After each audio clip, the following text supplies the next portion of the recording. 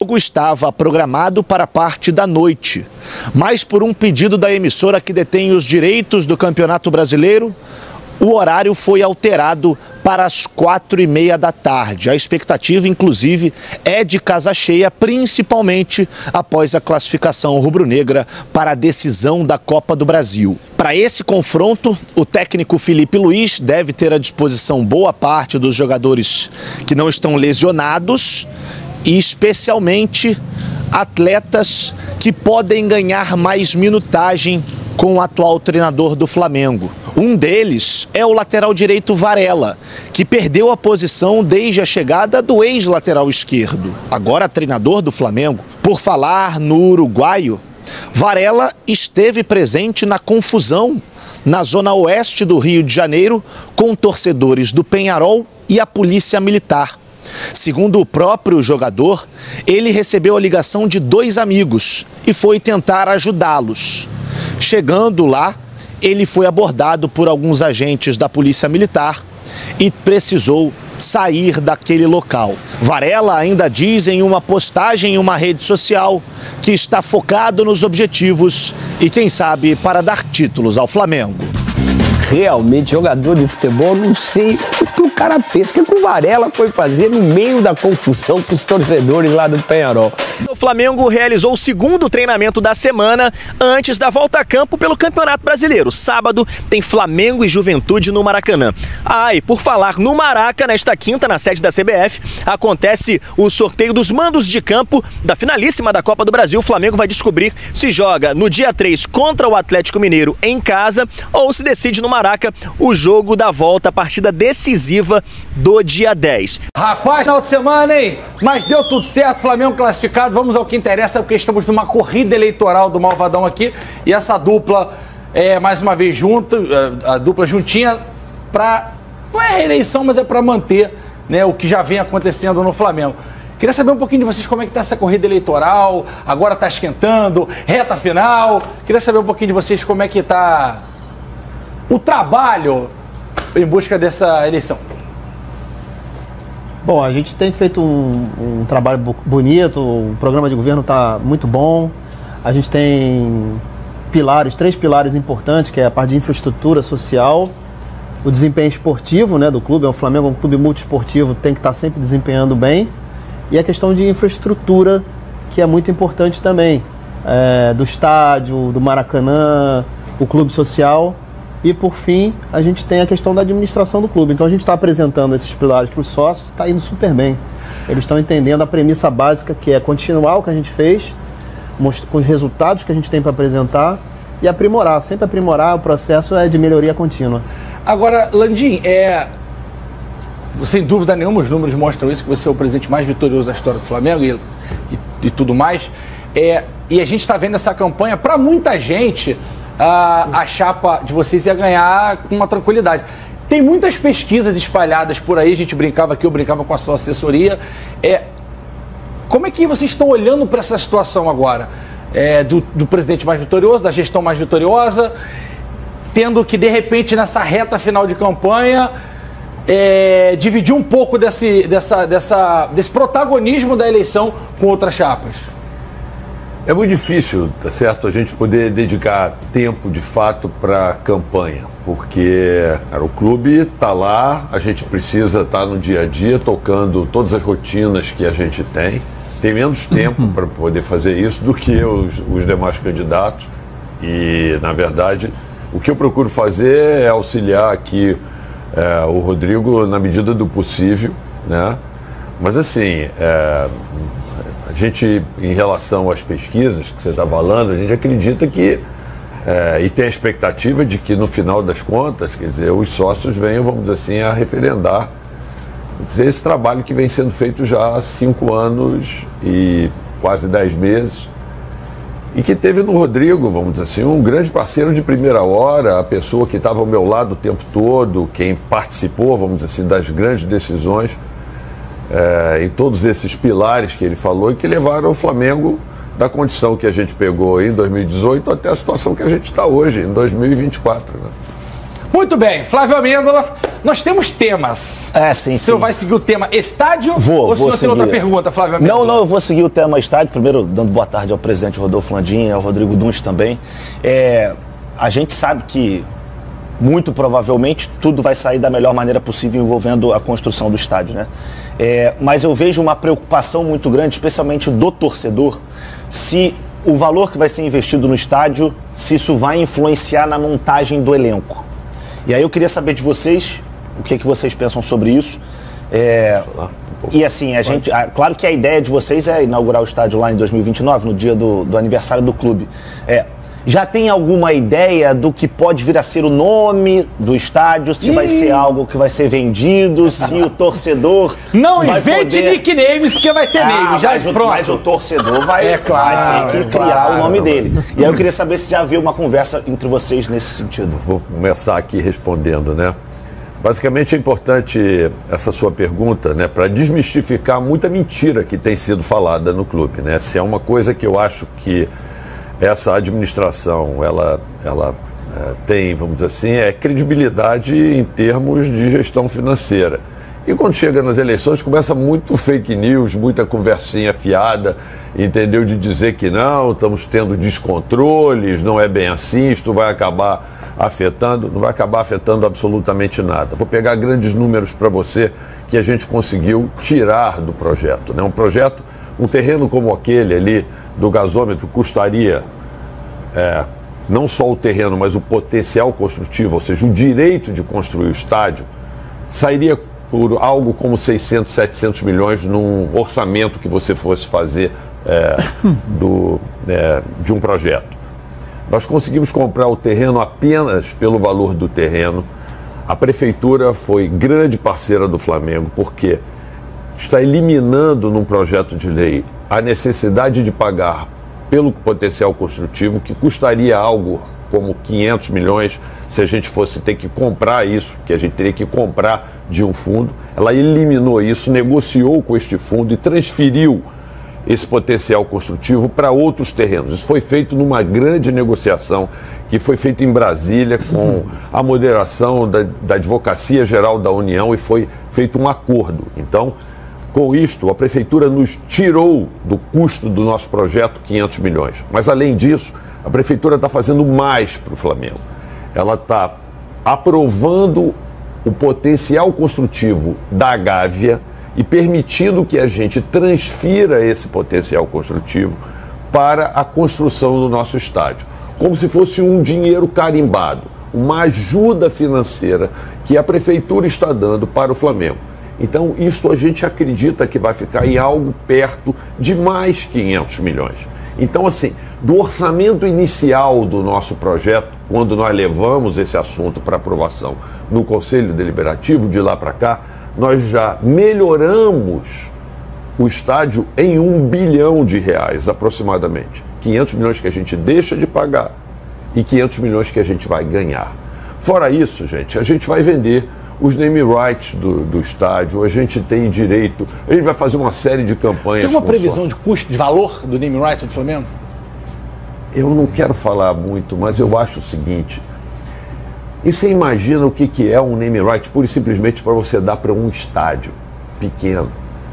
Você imagina o que deve valer para qualquer empresa, na verdade, ela ajudar a atingir o sonho de 1/4 da população brasileira. Atenção, a empresa que se associar ao name right do Flamengo, ela não vai estar botando o name right numa estrutura. Ela vai ser a empresa que vai estar ajudando a viabilizar o sonho de 1/4 da população brasileira. E aí, se você me permite, até pelas pesquisas que eu vejo, a gente vê a torcida do Corinthians, que tem muita gente muito densa, em São Paulo. A do Flamengo é a mais capilar de todas. O Flamengo é espalhado pelo Brasil inteiro, o que ajuda ainda mais. Não, assim, as pessoas tentam vender o medo, né? As mesmas pessoas que trabalharam contra esse projeto do estádio próprio. Pessoas que se retiraram do momento da votação e não votaram a favor disso, né? Se você vai para uma sessão histórica para aprovar um estádio do Flamengo, uma coisa histórica, você se retirar antes é muito estranho, é muito estranho. Então, mas eu queria falar sobre a camisa do Flamengo. Só a camisa do Flamengo custa hoje, vale hoje para o próximo ano, 280 milhões de reais. Só a camisa. Ou seja, nós somos a maior torcida do mundo, o maior clube do mundo. É impossível que agora o Flamengo, do jeito que está, depois que nós aumentamos o faturamento do clube, não possa construir um estádio. As pessoas têm que ter coragem e tentam vender o medo. Não, a gente vai ter coragem de fazer o estádio, porque a gente sabe, se só a camisa por ano é 280 milhões, o sonho dessa nação vale quanto? Foi o que o presidente falou. Quanto vale esse sonho? É muito tranquilo. Só queria acrescentar mais uma coisa, Flávio. O Maracanã, a gente adora o Maracanã, assinamos agora o direito de usar o Maracanã, ser o concessionário do Maracanã por mais 20 anos em parceria com o Fluminense. Mas o Maracanã é um estádio muito caro de ser operado. E assim, os custos do Maracanã, quer dizer, a margem líquida que sobra do dinheiro que a gente tem lá de match day, da venda de ingresso, tudo isso, é algo como 40%. No nosso estádio, a gente vai poder aumentar isso para algo como 60%, 65%, porque a gente vai fazer um estádio muito mais otimizado, onde a gente vai ter possibilidade de ter algumas receitas maiores e custos muito menores, porque nós vamos projetar o estádio para isso. Então, só esta margem a mais de recursos que você hoje não tem, essa margem líquida que vai ser acrescida na operação do dia a dia do estádio, já vai nos permitir muita coisa. Agora, tem uma série de outras iniciativas que a gente não pode nem, talvez, citar aqui, que já estão sendo feitas, né? A gente já está conversando com... Bom, até eu vou contar uma aqui, que não tem problema, mas assim, por exemplo, a gente sabe que a NFL, por exemplo, está querendo vir para o Brasil. A gente já tem uma conversa, eu conversei com o próprio prefeito, eles estão querendo fazer um jogo no Maracanã, não no próximo ano, mas no ano subsequente. Pede para ser o Green Bay Packers de novo, por favor, porque você não deu ruim contra o Eagles lá, perdeu pro estádio deles. É porque foi lá, se fosse no Maracanã, dava gente. Pois é, então vai ser de 2026, a gente já deve ter no calendário do Maracanã. Mas a ideia é que eles querem fazer uma parceria conosco também, estão discutindo conosco o nosso estádio, por exemplo.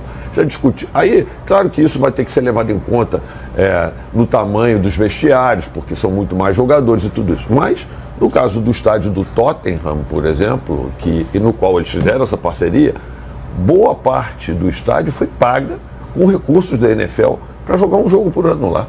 Caramba. Então, assim, tem coisas que a gente pode fazer de dinheiros que ainda não existem, que nós vamos procurar estruturar e que eu tenho certeza absoluta que vão maximizar, na verdade, as receitas do Flamengo no futuro sem aumentar os custos. Então, assim, cara, é uma coisa óbvia, entendeu? E que é inacreditável que tenha gente trabalhando contra. Assim, é impressionante como, nesse momento que a gente vive político, essa coisa acontece. Bom, só para você entender que tá em casa que não entende essa coisa da NFL, o Brasil é o terceiro país que mais consome, tá? Estados Unidos naturalmente em primeiro, México em segundo, o Brasil em terceiro. Ah, mas... Porque o Brasil é muito grande, gente, então proporcionalmente tem muita gente que assiste. Obviamente é um mercado muito promissor e muito fértil para eles, visto o desespero que foi para conseguir ingresso na NFL. Só conseguimos porque papai Alex comprou um camarote da Superbet, aí fomos todos tomar um together lá. Fernandão, dá pra fazer João Lins, dá pra fazer mais uma pergunta com relação ao estádio, rapidinha? Como é que você vai perguntar pra ele se o ponto tá no meu ouvido? Aí ele responde pra você. Ah, entendi. A gente briga com telefone sem fio. Não tempo. Então, precisamos ir pra Gabi. Presidente. Mas é muito urgente? Não, é uma coisa mais pra passar pra galera de casa entender como é que funciona a redondeza, o que o estádio pode trazer para a redondeza, para um ponto que a prefeitura está tentando revitalizar. Aí a gente pergunta para Dudu, então, porque Dudu ajudou no estádio, Pedro Paulo, então, acho que o Guilherme Schler é parceiro flamenguista, Ferreirinha flamenguista, Dudu ajudou o estádio, apesar de ser vai. Muito obrigado, Dudu, o negócio do potencial construtivo é bom, hein? Se conseguir fazer isso, ele já tirou do estádio e vai trazer o da Gávea para cá. Muito obrigado, Dudu. Depois não reclame quando ganharmos 10 brasileiros seguidos, né? Quando o Flamengo ganhar.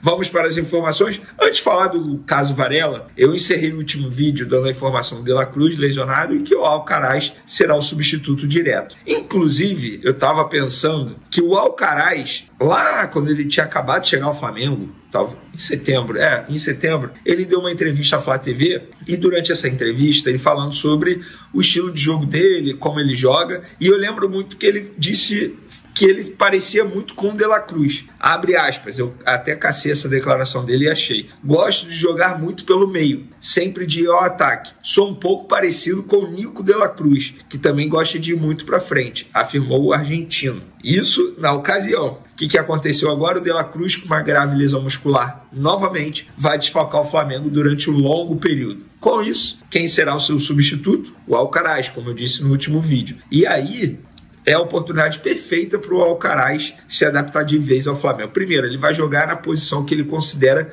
ideal. O Felipe Luiz também o enxerga como uma espécie de segundo volante, basicamente o que o Nico De La Cruz faz hoje no meio de campo do Flamengo. Então, o Felipe Luiz vai conseguir juntar a fome com a vontade de comer. Sem o Nico De La Cruz, ele tem o Alcaraz à disposição dele, doido para comer a bola, e o Felipe Luiz vai utilizar os jogos que antecedem, os jogos no Campeonato Brasileiro que antecedem as finais da Copa do Brasil para poder dar ritmo de jogo ao Alcaraz, dar entrosamento. Ele vai ter que ter um entrosamento muito bom com o Arrascaeta, com o próprio Gerson. E o Felipe Luiz também vai ter que decidir quem será o primeiro volante dele para o primeiro duelo com o Atlético Mineiro. A gente pôde ver ontem o Atlético Mineiro muito bem em campo, tudo bem.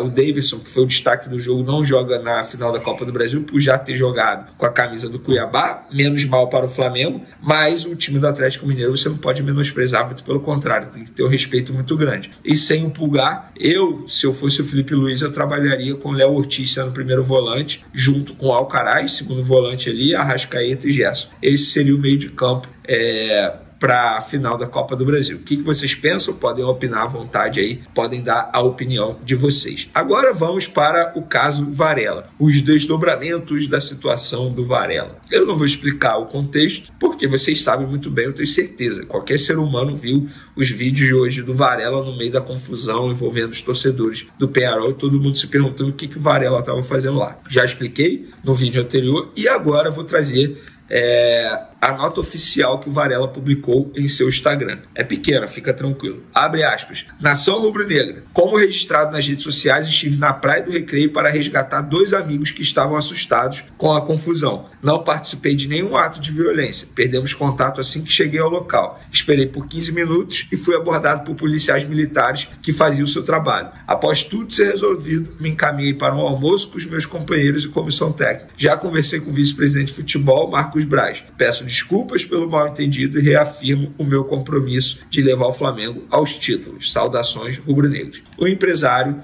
do Varela também falou. O Varela tem um parente que está aqui. Estava tendo uma confusão. O parente ficou nervoso e ligou para ele. Perguntou o que ia fazer. Ele estava saindo do treino, parou lá para poder socorrer a pessoa e tirar da confusão. Quando ele parou o carro, tinha um policial lá. O policial viu que era um carro suspeito, pediu para descer do carro e revistou o carro. Como ele era uma pessoa pública, alguém o filmou. Foi feita a revista, viu que o Varela estava ok e o documento ok, está liberado. Inclusive, está no CT agora. Ele parou o carro, a pessoa ia entrar no carro dele e ele iria embora. As pessoas não iam nem saber que ele foi lá, explicou o empresário do jogador, que se chama Fábio Pinho. Marcos Braz, vice-presidente de futebol do Flamengo, também falou sobre o assunto. Ele deu uma entrevista à TNT Sport, comentando a situação do Varela. Abre aspas para o dirigente do Flamengo. Isso não faz parte do futebol. Obviamente ele está falando da confusão dos torcedores do Peñarol. Cenas lamentáveis que vimos na orla do Rio de Janeiro. Varela treinou normalmente, fez todas as atividades no clube,